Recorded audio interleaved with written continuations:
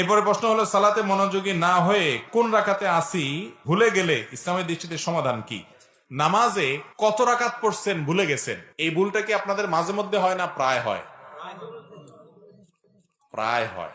কারণ হলো মনোযোগের নামগন্ধ নাই। এই জন্য টাকা গুনতে ভুল হয় না, কিন্তু নামাজের রাকাতে অনেক বেশি ভুল হয়। আল্লাহ মাফ করুক। এই আমল নিয়ে কিভাবে আপনি জান্নাতে যাবেন বলেন? 1,00,000 টাকার বান্ডিল গুনে ফেলছেন, ভুল হয় খুব কম, আর মাত্র 2 রাকাত নামাজ পড়তে গিয়ে ভুল। ঠিক না? ঠিক। তো নামাজের মধ্যে যদি ভুল হয়, রাকাত সংখ্যা নিয়ে সন্দেহ হয়, কি করবেন? এটা সমাধান হলো, আপনি প্রথমে চেষ্টা করবেন যে কোনটার দিকে মনের ঝোঁক বেশি সেটা বের করার। যেমন কথার কথা, 4 রাকাত ওয়ালা নামাজ, 3 রাকাত এটা না 4 নম্বর রাকাত, তৃতীয় রাকাত না চতুর্থ রাকাত আপনার সন্দেহ হচ্ছে। আপনি তখন চেষ্টা করবেন মনের ঝোঁক কোন দিকে। যদি না 4 রাকাত হওয়ার সম্ভাবনায় বেশি, মন সেদিকে বেশি টানে, তাহলে 4 রাকাতই ধরবেন।